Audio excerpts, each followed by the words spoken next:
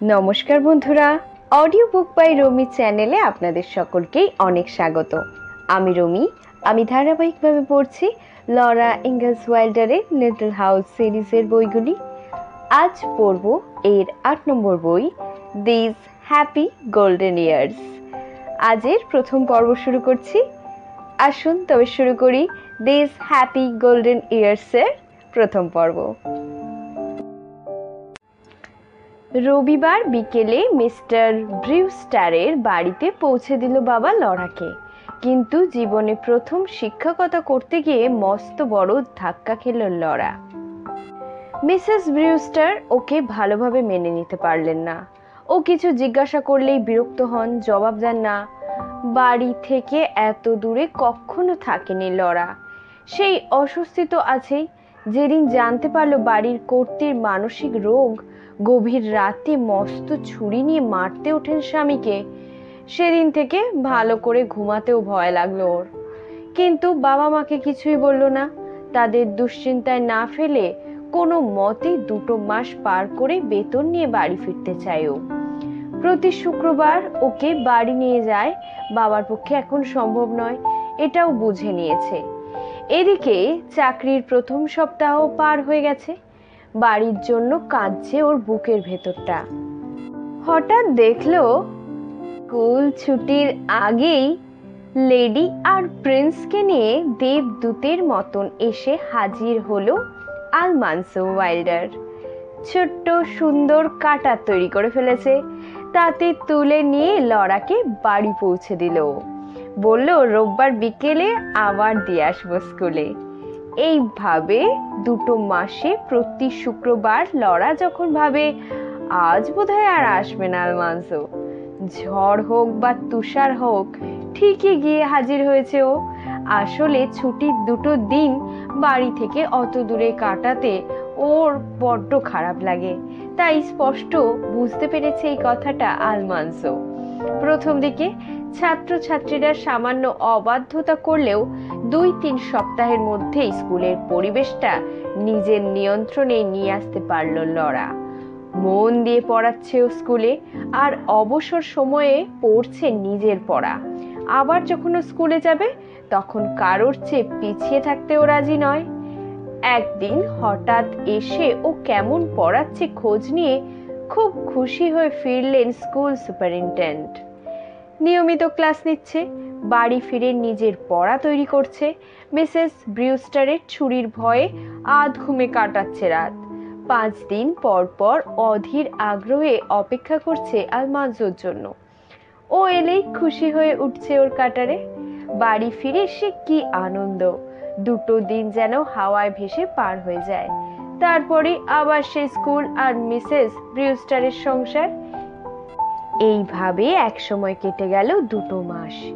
School শেষের দিন। শুরুর দিকে লরার সঙ্গে বেয়াদবি করার জন্য রীতিমতো ক্ষমাই চেয়ে বসলো সবচেয়ে দুষ্টু ছেলেটা। শেষ দিন লরাকে বাড়ি পৌঁছে দিয়ে বিদায় নিয়ে চলে গেল আলমানসো ওয়াইল্ডার। তারপর থেকে সব যেন খালি খালি হতে লাগলো লরার। বিশেষ করে পরদিন যখন দেখলো ছেলেমেয়েরা জোড়ায় জোড়ায় বরফ মোড়া রাস্তায় স্লে রাইডিং করছে, তখন ওদের মধ্যে লেডি আর প্রিন্সকে খুঁজতে থাকলো ওর 2 চোখ। মিনি জনসনকে নিয়ে জানলার সামনে দিয়ে সাঁ করে চলে গেল ফ্রেড গিলবার্ট। তার পেছনেই অপরিচিত এক মেয়েকে নিয়ে সাথ করে চলে গেল আর্থার জনসন। পর মুহূর্তে মেরি পাওয়ারকে নিয়ে তার ছোট্ট কাটারে করে চলে গেল ক্যাপ গার্ল্যান্ড। মহা উৎসব চলছে যেন শহরে। মনে মনে প্রতিজ্ঞা করল লরা, এখন যদি আসেও ফিরিয়ে দেবে ও আলমানসোকে। জীবনে কোনো দিন আর চড়বে না ওর কাটারে। কিন্তু এলো না আলমানসো। যে এলোই না তাকে আর ফেরাবে কি করে? পরদিন আইডার সঙ্গে দেখা করবে বলে সানডে স্কুলে গেল লরা। কিন্তু মিসেস ব্রাউনের কাছে জানা গেল সর্দি জ্বরে ভুগছে ও, শুয়ে আছে বাসায়। বিকেলে আবার শোনা গেল স্লেই বেলের আওয়াজ। হাসতে হাসতে চলে যাচ্ছে ছেলেমেয়েরা জানলার পাশ দিয়ে। কারোর যেন মনেই নেই ওর কথা। টেনিসনের কবিতার বইয়ের মন বসানোর চেষ্টা করলো এবারও, কিন্তু মন কি আর বসতে চায়? হঠাৎ মনে হলো একটা বেলের শব্দ থামলো ওদের দরজার সামনে। পেপার থেকে বাবা চোখ তোলার আগে এক ছুটে গিয়ে দরজা খুললো লরা। দেখলো ছোট্ট কাটার নিয়ে দাঁড়িয়ে আছে প্রিন্স আর লেডি। কাটারের পাশে দাঁড়িয়ে হাসছে আলমানসো। স্লে রাইডিং এ যাবে লরা? যাব, লাফিয়ে উঠলো লরার বুকের ভেতরটা। 1 মিনিট, একটা কোট গায়ে দিয়ে আসি। কোট হুট আর দাস্তানা পরে বেরিয়ে এলো লরা। সবার সঙ্গে ছুটলো ওরাও। তোমার চোখ যে এত নীল কখনো খেয়াল করিনি, বলল আলমানসো। সাদা হুডের জন্য দেখাচ্ছে ওরকম, বলল লরা। তারপর হেসে উঠল আপন মনে। হাসির কি হলো? নিজের কথা ভেবে হাসছি, বলল লরা। তোমার সঙ্গে আর কখনো কোথাও যাব না ঠিক করেছিলাম, বুঝলে, কিন্তু তুমি ডাক দিতেই ভুলে বেরিয়ে পড়েছি। এই দুদিন আসনি কেন? ভাবলাম সবাইকে স্লে রাইডিং করাতে দেখলে তোমারও ইচ্ছে হবে, তাই 2 দিন ডুব মেরেছিলাম। একসঙ্গে হেসে উঠল ওরা দুজন। মহা আনন্দে কাটলো লরার বিকেলটা। সোমবার থেকেই আবার ক্যারির সঙ্গে স্কুলে যেতে শুরু করলো লরা। সবাই খুশি হলো ওকে ফিরে পেয়ে। মিস্টার আওয়েন চেয়ার ছেড়ে উঠে এসে ওকে স্বাগত জানালেন। তোমাকে আবার ক্লাসে পেয়ে খুব ভালো লাগছে লরা। শুনলাম চমৎকার পড়িয়েছো তুমি তোমার স্কুলে। আমি কিন্তু জানতাম তুমি পারবে, কিন্তু তবুও শুনে খুব ভালো লাগলো। আপনাকে অনেক ধন্যবাদ স্যার, বলল লরা। ফিরে আসতে পেরে আমারও খুব ভালো লাগছে। ভয় ভয় ছিল লরা।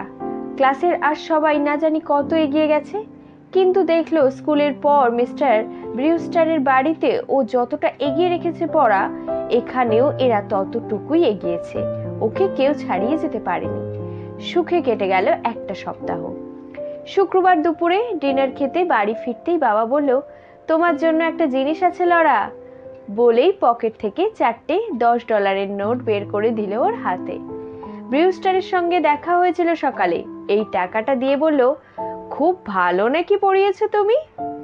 আগামী শীতে ওরা আবার তোমাকে নিতে চায় টিচার হিসেবে, কিন্তু আমি বলে দিলাম বাড়ি থেকে অত দূরে আর যাবে না তুমি। শুনে খুব দুঃখ পেলেন ব্রিউস্টার। যদিও তুমি কোনো অভিযোগ করনি, আমি কিন্তু টের পেয়েছিলাম ওখানে খুব খারাপ কেটেছে তোমার সময়, তাই সাফ মানা করে দিলাম। তুমি যে দাঁতে দাঁত চেপে কাজ শেষ না হওয়া পর্যন্ত চালিয়ে গেছো, সেই জন্য আমি সত্যি খুব খুশি হয়েছি লরা। আমিও বাবা, বলল লরা। বিনিময়ে? বাপরে বাপ, $40! কল্পনা করা যায়? বিস্মিত দৃষ্টিতে নোটগুলোর দিকে চাইল লরা একবার, তারপর বাড়ির দিকে গেল বাবার হাত ধরে। রেখে দাও বাবা, এটা মেরির জন্য। এই টাকায় তো গরমের ছুটিতে ও বাড়ি আসতে পারবে, তাই না বাবা? তা তো পারবেই, ওর গরমের পোশাকও হয়ে যাবে এতে, বলে নোটগুলো ভাঁজ করে রেখে দিল আবার বাবার পকেটে। এত কষ্ট করলে এর থেকে তুমি কিছুই রাখবে না লরা? বিস্মিত কণ্ঠে জিজ্ঞাসা করলো ক্যারি। মেরিকে দেখতে পাবো তো, এই আশাতেই তো পড়াতে গেছিলাম আমি ওখানে, বুঝলে ক্যারি। সন্তুষ্ট চিত্তে এবার খেতে বসলো সবাই। বিড়বিড় করে বলল, আরো কিছু রোজগার করতে পারলে মন্দ হতো না। ইচ্ছে করলেই পারো, বলল মা আচমকা। আজ সকালে মিসেস ম্যাক কি বলেছিলেন, কাজের খুব চাপ বেড়েছে, প্রতি শনিবার যদি তুমি ওকে সেলাইয়ের কাজে সাহায্য করতে পারো তাহলে খুব উপকার হতো। দুপুরের খাবার আর 50 সেন্ট করে দেবেন তিনি। বাহ, খুব খুশি হয়ে উঠল লরা। মা, তুমি বলে দিয়েছো তো আমি যাব? বলেছি, তোমার ইচ্ছা হলে যেতেই পারো, হাসলো মা। কখন মা, কালকে? হ্যাঁ, কাল সকাল 8টায়, বলল মা। 8টা থেকে 6টা। যদি বেশি কাজের চাপ থাকে আর তোমাকে 6টার পরেও থাকতে হয়, তাহলে সাপারও ওরা খাওয়াবেন। কোথাও আর কোনো যেন ফাঁক থাকলো না লরার জীবনে। 5 দিন স্কুল, শনিবার মিষ্টি মহিলা মিসেস ম্যাক তার ঘরে সেলাই, রবিবার সকালে সানডে স্কুল আর গির্জা, আর বিকেলে স্লেড রাইডিং। তর তর করে কেটে যাচ্ছে এই সুদিনগুলো। সব কিছুর চেয়েই বেশি ভালো লাগে ওর কাছে বাড়ির সকাল আর সন্ধ্যা। টুকটাক কাজ করতে করতে গল্প করা, মাঝে মাঝে এক আধটা রসিকতা, বাতির আলোয় পড়তে বসা, তারপর বাবার বেহালা আর দরাজ গলায় গান। নিজেকে মস্ত সৌভাগ্যবতী মনে হয় ওর, সুখী মনে হয়। নিজ বাড়িতে আপনজনদের সঙ্গ, এ আনন্দের বুঝি কোনো তুলনাই হয় না। বসন্ত এসে গেল, বরফ গলে যেতেই বন্ধ হয়ে গেল ওদের সাধে স্লে রাইডিং। স্কুলও ছুটি হয়ে গেল। সবাই এবার যার যার ক্লেইমে গিয়ে বাস করবে। জমিটা সত্য পেতে হলে বছরে কমপক্ষে 7 মাস থাকতে হবে ওদের খামার বাড়িতে। একদিন মা বলল, মিসেস ম্যাককি বেশ ঝামেলায় পড়েছেন লরা। জিজ্ঞাসা করেছিলে তুমি তাকে সাহায্য করবে কিনা। সম্ভব হলে নিশ্চয়ই করবো মা, বলল লরা। কিসের ঝামেলা? জানা গেল শীতকালে এত পোশাক তৈরি করেও ক্লেইমে গিয়ে চাষাবাদ করার মতন রোজগারই হয়নি ম্যাকের পরিবারের। কাঠের কারখানার চাকরিটা চালিয়ে না গেলে যন্ত্রপাতি, বীজ বা গরু ঘোড়া কেনা সম্ভবই হবে না মিস্টার ম্যাকের পক্ষে। তাই ক্লেইমটা রক্ষা করার জন্য বাচ্চা নিয়ে ক্লেইমের কুটিরে গিয়ে থাকতে বলেছেন স্ত্রীকে গ্রীষ্মকালে। কিন্তু মিসেস ম্যাককি খোলা প্রেরিতে একা থাকতে পারবেন না কিছুতেই। অসম্ভব ভয় লাগে তার। বাধ্য হয়ে এখন ক্লেইমটা ছেড়ে দিতে হবে তাহলে ওদের। স্বামী কাজে যাওয়ার পর মিসেস ম্যাককির মনে হয়েছিল তুমি যদি তার সঙ্গে থাকো তাহলে আর ভয় লাগবে না ওর। বিনিময়ে খাওয়া থাকা ছাড়াও সপ্তাহে $1 করে দেবেন উনি তোমাকে। ক্লেইমটা কোথায়, কোন দিকে জিজ্ঞাসা করলো বাবা। ম্যানচেস্টার থেকে কয়েক মাইল উত্তরে, বলল মা। লরা, তোমার কি মত? ওর দিকে ফিরলো বাবা। যেতে কি চাও তুমি? মনে হচ্ছে যাওয়া উচিত, বলল লরা। মানুষ হিসেবে মহিলা খুবই ভালো, তাছাড়া কিছু উপার্জনও হচ্ছে যখন। হ্যাঁ, ম্যাককিরা লোক ভালো, বলল বাবা। তুমি গেলে ওদের সত্যিকারের উপকার করা হবে। কাজেই তুমি যেতে চাইলে আমার কিন্তু কোনো আপত্তি করব না। মেরি বাড়ি আসবে অথচ তুমি থাকবে না, কেমন হবে ব্যাপারটা? মা বলল। এমন হতে পারে মা, মিসেস ম্যাককির সঙ্গে কয়েকদিন থাকলে ওর ভয় হয়তো কেটে যাবে, বলল লরা। তখন হয়তো আমি চলে এলেও তার কোনো অসুবিধা হবে না। তা ঠিক, অনেক কিছুই হতে পারে। আগে থেকে ভেবে কোনো লাভ নেই। শেষ পর্যন্ত যা হয় দেখছি ভালোই হয়। কথাটা সত্যি। পরদিন মিসেস ম্যাককির সঙ্গে রওনা হয়ে গেল লরা। ছোট্ট একটা কুটির, সামনের ঘরে খাট পাতা হলো মিসেস ম্যাককির জন্য, পিছনটায় শোয়ার ব্যবস্থা হলো লরা আর ম্যাটির। রান্না হয়ে গেল সন্ধ্যের আগেই। খেয়ে দিয়ে ঘরের দরজা লাগিয়ে দিলেন মিসেস ম্যাককি। দূর থেকে ভেসে এলো কৌটের ডাক। মিসেস ম্যাককির মুখ শুকিয়ে গেল। লরা জিজ্ঞাসা করলেন, কিসের ডাক এটা? নেকড়ে বাঘের? না না, আশ্বস্ত করলো লরা তাকে। এগুলো কৌট, মানুষের কোনো ক্ষতি করে না। শনিবার শহরে যায় ওরা হাঁটতে হাঁটতে। মিসেস ম্যাককি আসেন ডি স্মিথ থেকে, তাকে নিয়ে হেঁটে ফিরে আসে। আবার রোববার বিকেলে তুলে দিয়ে আসে তাকে ডি স্মিথের ট্রেনে। তারপর থেকে আবার খাওয়া আর ঘুমানো ছাড়া ধরতে গেলে আর কোনো কাজই থাকে না। দেখতে দেখতে বেশ অনেকগুলোই দিন কেটে গেল। গরম পড়ে গেছে। কথায় কথায় মিসেস ম্যাককি দুঃখ করেন লরাকে এখানে আটকে রেখে কষ্ট দিচ্ছেন বলে। লরা যতই যাই বলুক না কেন তিনি বলেন, ডি স্মিথে থাকলে এই সময় কি মজা করে ওয়াইল্ডারের বগিতে করে ঘুরে বেড়াতে পারতে গো তুমি। আমি নেই তো কি হয়েছে, বলল লরা। আমার জায়গায় নিশ্চয়ই অন্য কেউ ঘুরছে এখন ওই ব্যাগিতে চড়ে। ভেবো না, বললেন মিসেস ম্যাককি। একটু বেশি বয়সের ছেলেরা সবার জন্য এত কিছু করে না, বুঝলে। তোমার সঙ্গে বিয়ে হবে ওর। না না, প্রবল আপত্তি জানাল লরা।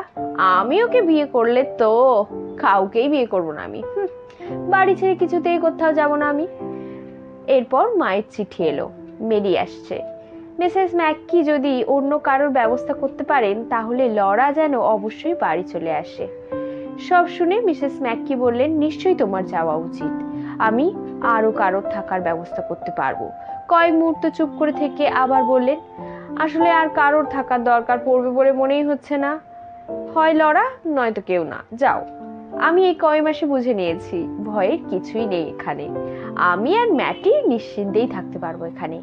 কাজেই মিসেস ম্যাককি আর ম্যাটির কাছ থেকে বিদায় নিয়ে রোববার বিকেলে মিস্টার ম্যাককির সঙ্গে ট্রেনে চাপলো লরা।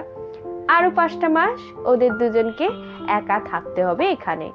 খাওয়া, ঘুম আর বাতাসের আওয়াজ শোনা ছাড়া আর কোনো কাজই নেই। বাড়ি ফিরতে পেরে বড় ভালো লাগলো লরার। গরুর দুধ দোয়াচ্ছে, পুরু করে মাখন লাগাচ্ছে রুটিতে, মার তৈরি পনির খাচ্ছে যত খুশি, লেটুস পাতা তুলছে, মূলো তুলছে। এসব মিসেস ম্যাককির নতুন ক্লেইমে কল্পনাই করা যায় না। ডিম দিচ্ছে মার মুরগির ঝাঁক। ক্যারিকে নিয়ে ওদের ডিম পাড়ার গোপন জায়গা খুঁজে বের করা যে কি আনন্দের বুঝতে পারছে ও এখন বাড়ি ফিরে। মেরি বাড়ি ফিরে আসছে। বাবা মা দুজনেই গেল ওকে স্টেশন থেকে আনতে।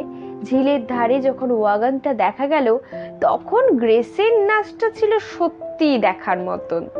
একা ট্রেনে করে আসতে তোমার কোনো অসুবিধা হলো না? জানতে চাইলো ক্যারি। একটুও না, বলল মেরি।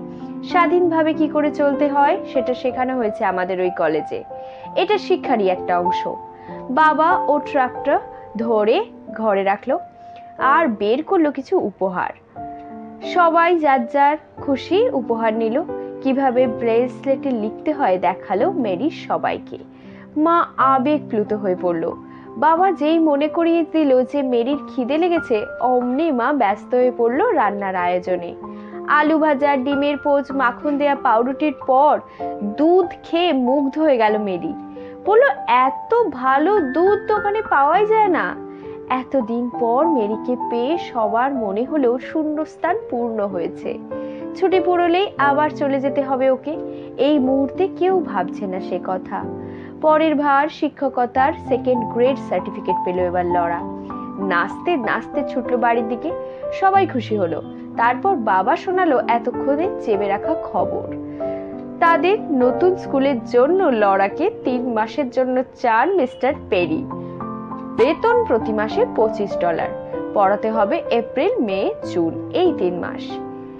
এত টাকা! লরার চক্ষু চড়ক গাছ। দিনে $1-এরও বেশি। চোখ গোল করে চিকন গলায় বলে উঠল গ্রেস, এবার লরা বড়লোক হয়ে যাবে, বড়লোক। হা হা করে হাসলো সবাই। হাসি থামলে বাবা বলল, এবার আমরা ফিরে যাব আমাদের ক্লেমে। আমার ওপর ভার পড়েছে স্কুল তৈরি করার। ওখান থেকে একদম কাছে, এত কাছে যে ঘাসের ওপর দিয়ে অল্প কয়েক কদম হাঁটলেই পৌঁছে যাব। প্রথম দিন একটু হতাশ হলো লরা। ছাত্রছাত্রীর সংখ্যা মোটে 3।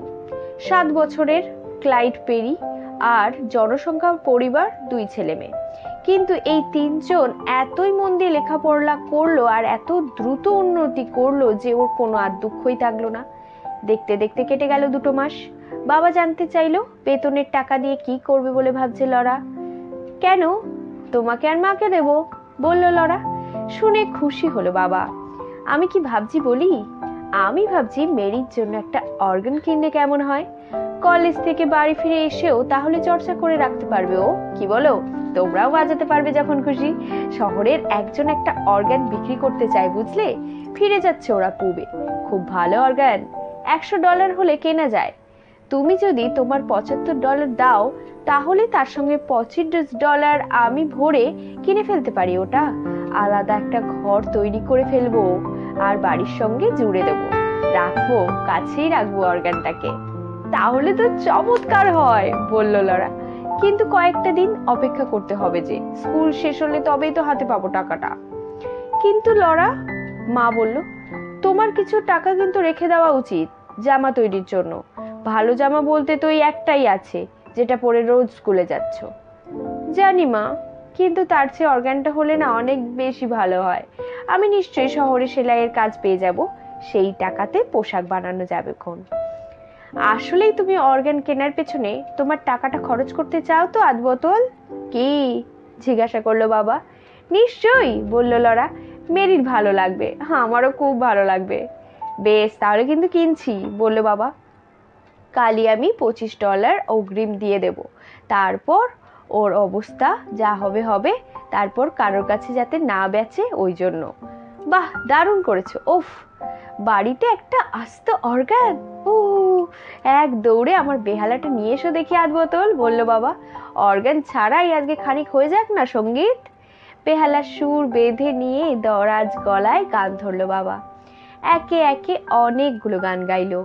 সাঁঝ গাঢ় হয়ে আকাশে তারা ফুটলো যখন বাবা গাইল, সোনালি এই দিনগুলি মোর, সব যায় উড়ে, সুখী সুখী সোনালি এই দিন, কালের পাখায় আলতো করে ভরে দিয়ে, যায় চলে যায় সোনালি এই দিনগুলি মোর। মা জামার কথা তোলায় লড়ার খেয়াল হলো সত্যি তো জামা কাপড়ের অবস্থা বেহাল। পরদিন দেখা করলো মিস বেইলের সঙ্গে। মিস বেইল বললেন কাজের চাপ খুব বেশি থাকায় বারবার লড়ার কথা ভেবেছেন তিনি, কিন্তু যেহেতু স্কুলে পড়াচ্ছে ধরেই নিয়েছেন ওর পক্ষে তাকে আর সাহায্য করা সম্ভব হবে না। শনিবার তো আমার ছুটি থাকে, বলল লড়া। জুলাইয়ের 1 থেকে আপনার দরকার হলে আমি রোজই আসতে পারবো। সেলাইয়ের উপার্জন দিয়ে জুলাই মাসের আগেই 10 গজ বাদামি রঙের পপলিন কিনে ফেললো লড়া। বাড়িতে মা সেলাই করে দিল কাপড়টা। বাবা মনের সুখে সিস দেয় আর ঘর তৈরি করে অর্গান রাখার জন্য।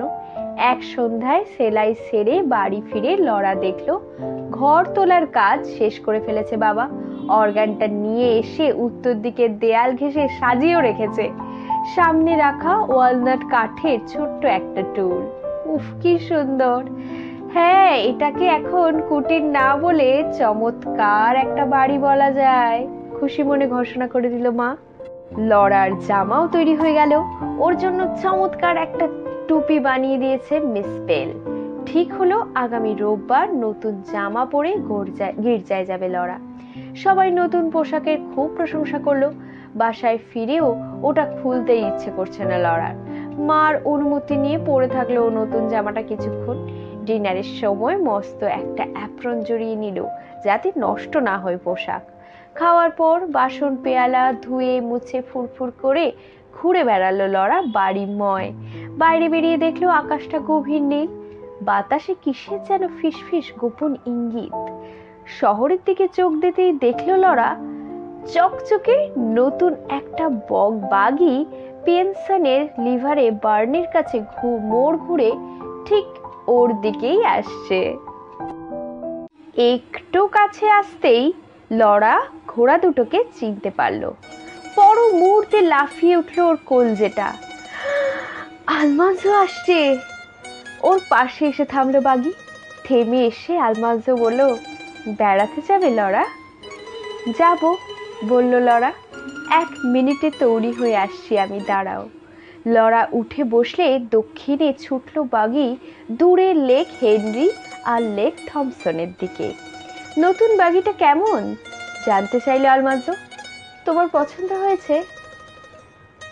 এত দামি আর নরম গদির বিলাসবহুল বাগিতে আগে চড়েনি কখনো লড়া।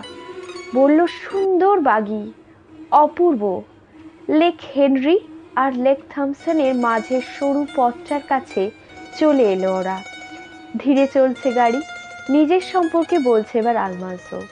বলছে ওর 80 একর গম আর 30 একর জই ক্ষেতের কথা। আমি জানি, আমি জমি দুটো ক্লেম করেছি, একটা ফসলের জন্য আর একটা গাছের জন্য। 2 জায়গাতেই খুব খাটতে হবে এখন আমাকে, বুঝলে? তার ওপর এই বাগিটা কেনার টাকাও জোগাড় করতে ক্যাব গার্ল্যান্ডের সঙ্গে জোট বেঁধে বাড়ি তৈরির জন্য কাঠ সাপ্লাই দিয়েছি, যেখানে যতটা দরকার। আগে বাগিটা কোথায় জিজ্ঞাসা করলো লড়া। ওটা বেচে দিয়ে ঘোড়া দুটো নিয়েছিলাম গত শরৎকালে। এগুলোকে বাগে আনতে পেরেই গেছে শীত, তারপর বসন্ত। বসন্ত তো কাটারি কোনোভাবে চলে না, তাই একটা বাগি কেনা খুব দরকার হয়ে পড়েছিল। আগেরটা থাকলে তো কত আগেই তোমার সঙ্গে দেখা করতাম। লেক হেনরি ছাড়িয়ে আরো অনেক উত্তরে চলে গেল ওরা। প্রেরির খোলা প্রান্তরে একটা দুটো কুটির দেখা যাচ্ছে। কোনটার পাশে আস্তাবল আছে, কাছেই চাষা জমি। অনেক লোক এসে পড়েছে এই জঙ্গলে। সিলভার লেকে তীর ঘেঁষে পশ্চিম দিকে রওনা দিল। এবার বলল আলমাজো, বড় জোর 40 মাইল পথ চলেছি আমরা, বুঝলে? অথচ এরই মধ্যে 6টা বাড়ি দেখতে পেয়েছি, ভাবো। সূর্য যখন ডুবছে তখন বাড়ির দরজায় পৌঁছলো বাগি। নিচে নামতে সাহায্য করলো ওকে আলমাজো। মাথার থেকে টুপিটা নামিয়ে বলল, স্লে রাইডিং এর মতন বাগি রাইডিংও কি ভালো লাগলো তোমার? তাহলে আবার আসবো আগামী রোববার। খুব ভালো লাগলো, বলল লড়া। বলেই লজ্জা পেয়ে চট করে ঢুকে গেল দরজা দিয়ে বাড়ির ভিতর। প্রতি রোববার বিকেলে আসে আলমানসো, বাগিতে তুলে বেড়াতে নিয়ে যায় লরাকে। ইতিমধ্যে আরো কয়েকটি যুবক প্রস্তাব দিয়েছে ওকে, তারাও ওকে নিয়ে বেড়াতে যেতে চায়, কিন্তু লরা নানান ছুতো দেখিয়ে এড়িয়ে গেছে। আলমানসোর সঙ্গে ওর ভালো লাগে, সাহসী একজন সহজ সিধে মানুষ, কোনো রকম ভানভনিতা বা মিথ্যাচার নেই, সরস ভদ্রলোক। কিন্তু বিভিন্ন বিষয়ে গল্প করে ওরা, লরার লেখাপড়া, স্কুল, শিক্ষকতা, মা বাবা, বোনেদের কথা, ওর প্রিয় বান্ধবীদের কথা। চুপচাপ মানুষও, কিন্তু আলমানসোর সামনে সহজেই মন খুলতে পারে। তেমনি আলমানসো বলে ওকে ওর সকল জীবনের কথা, ছোটবেলার কথা, বাবা মার কথা, ভাই বোনের কথা, চাষাবাদের কথা, ফসলের কথা, গাছের জমি ক্লেমের কথা। চলতে চলতে আপন মনে গুনগুন করে গেয়ে ওঠে লরা কোনো এক গানের কলি। কান পেতে শোনে আলমানসো, বলে তোমার গলাটা না ভারী মিষ্টি। একদিন ওদের সঙ্গে জুটে গেল নেলি অলসন। সারাটা বিকেল কাউকে একটা কথাও বলার সুযোগ না দিয়ে এত বেশি কথা বলল যে মাথা ধরে গেল লরার। পরদিন আলমানসোকে সোজা সাপটা বলে দিল লরা, সঙ্গে নেলি থাকলে ও আর যাবে না। আবার একদিন নিজেই আইডাকে আগামীবার সঙ্গে নেওয়ার জন্য অনুরোধ করলো আলমানসোকে। আইডা সেদিন এমলা নামে এক প্রতিবেশী যুবকের সঙ্গে হাঁটতে যাওয়ার কথা ছিল, কিন্তু লরার নাম শুনে তাকে বুঝিয়ে বলে চলে এলো।